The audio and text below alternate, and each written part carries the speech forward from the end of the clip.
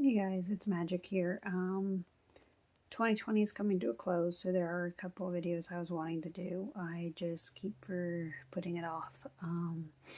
But seeing us out today and tomorrow, the last 2 days of the year, I figured I should probably get them out of the way. This first one here is going to be about the books that I've read this year. I do recommend them, and I will try to post a link to where they're at on Audible and Amazon in the description. It may take me a minute though to get all that information posted. So anyway, it's been a rough week, so I'm a little distracted, and I'm sorry for that. But I'm gonna try to get into this. And as always, I want to be as authentic with you guys, let you guys know that everything is okay. It's just been rough, holidays and all that stuff, family members. Even though they weren't directly related to me, they were related to my boys. So, it's just been hard. Anyway, okay, so and then after I get these out, the first, me and the boys will make new vision boards, so that'll be fun.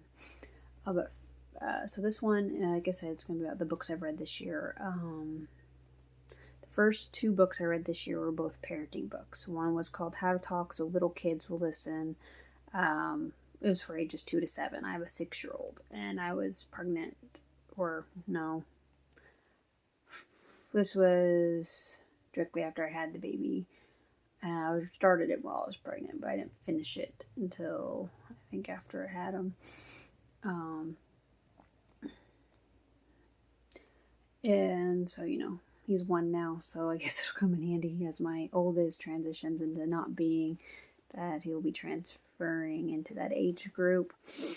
It really helped me with my oldest and getting back on track and being the type of parent I wanted to be. So the second book that I read was Peaceful Parent, Happy Kids, which also really helped. I do plan to read How to Talk So Kids Will Listen, which is the older version for my son this coming year, so that way I can be prepared for when he's out of this age group. And I also plan to read Peaceful Parent, Happy Siblings, I think it's called, as well. I haven't read them yet, but I think it might be useful. But How to Talk So Little Kids Will Listen and Peaceful Parent, Happy Kids, I did find very useful. It talks about connection parenting and accepting feelings, acknowledging feelings, how to gauge cooperation without having to discipline too much. I mean, sometimes like problem solving, how to get kids to behave when you're not around, when they're not just scared of some consequence that you made up. So that way they learn there are natural consequences to their actions, and that they can choose what to do the right thing, even if there's no one there to enforce it. It's been really helpful. It's definitely helped me and my son open up to each other, along with the whole reset button and all that. We've been getting closer slowly. It's a work in progress. I mean, I'm human. I make mistakes. He's human. He makes mistakes. And so it's a back and forth. Some days we do really well. Other days we struggle with it. But each day that we succeed, we do get closer and things start to feel more normal. So I'm hoping to continue down that path, and maybe one day it'll just become natural to both of us. I used to be natural to both of us, so hopefully it gets there again. The other books I read were more. One was Eat That Frog, which is how to stop procrastinating and get the job done. That has helped me a lot in my work. I started implementing a lot of those things, and then I ended up getting a pay raise that I've been asking for. And I don't know if it was correlated or not, but it definitely felt like it was to me. Then that was like months and months ago, though, like way back, like somewhere mid-year, I want to say.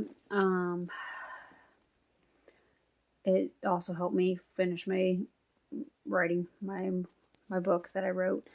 and get it published and all that, because it helped me figure out how to do that, how to get myself on track to doing that. Same thing with listening to Rachel Hollis and her podcasts and things like that. That book and Rachel, both listening to them and reading that book really helped me get that done. So I feel like it's definitely worth looking into, especially if you're a procrastinator like I am, or you have any big projects that you want to succeed in.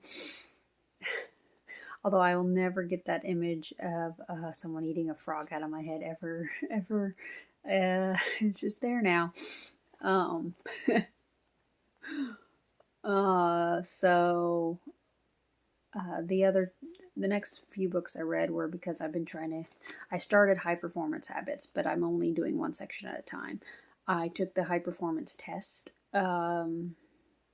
to see where I scored on them, and I started with the one I scored the lowest on, which was energy. And so I read that chapter. I did the coaching section for that, and then I decided I was going to look into things. I've listened to all the videos that he recommended. I've started to read the books that are on the recommendation list, but before I read those books, I want to work on one thing at a time so I can get better. I was working on improving my health, which is part of the energy thing. And so my doctor had recommended that I work on my hold on a sec. My brain's a little frazzled.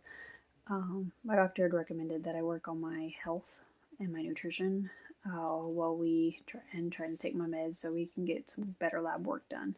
Making sure that my meds are working like they're supposed to. Part of that is, so I started looking, before I started reading the books that were recommended in the course, I decided to read a book by a nutritionist that I heard Rachel Hollis recommend. Her name's Kelly LeVeque. She wrote Body Love and Body Love Every Day. I read both of them, or rather listened to them on Audible. I downloaded the PDFs and I saved all that information in a binder. I've been trying to keep to that plan, basically. I haven't been able to shake my morning caffeine because, yeah, I don't know. It's just a habit at this point. I am trying to. I do, directly after I drink my caffeine, I do drink one of the Fab Four smoothies that I like. And from there, I try to base my meals around those things. I've been trying to use her equation to make sure that I have the right amount of protein, fiber, fat, all that. And it really did help when I was staying on track. Whenever I stay on track, I do feel better. Feel more energized, happier. Everything feels much better. And then when I fall off of it, I start to feel sluggish and tired and bleh, kind of like right now. I just haven't been able to go shopping, not with the hectic week I've had. So since I haven't gone shopping to get the stuff, I don't really have that much stuff around here. I'm still trying. It's just I keep falling off. So, and sinking into bad habits. So I'm gonna plan. Definitely gonna get back on track as soon as next time I go to the store, which will probably be either tomorrow or Friday. That being said, I do really recommend, especially if you want to get into better health or nutrition wise, and so I read Body Love and Body Love Every Day. I also listened to Flow, which was one of the recommended ones by Brendan Burchard's energy thing. Energy coaching. Flow is very interesting. I'm not real sure how to describe it. It'd probably just be better if you read the book. But I do feel like flow is very important, and so I'm trying to. So instead of moving on to the next book, I decided to keep digging into that. So now I'm reading a book by the same author called Finding Flow. Just to try to dig deeper into that. I haven't finished it. I'm just started it, but I did start it this year, so I wanted to include it. But if you're interested in any of those things, I recommend that you look into it. Again, I will try to post the books for their links to Audible and Amazon, or maybe I'll just link to Amazon, because a lot of time Amazon will send you to Audible. You can choose like the format. Sometimes Audible is listed, so I might just link the Amazon ones, so way you can take your pick. I mean, for me personally, nonfiction books I have to listen on Audible, otherwise I can't focus on them. I can't read them because my brain will go off into la la land. Similarly with fiction books, if I try to listen to them instead of read them, my brain will go off into la la land. So I have to read fiction books and listen to nonfiction. So it's interesting. All right, guys. Well, I better go check on my babies and get ready to go, work and all.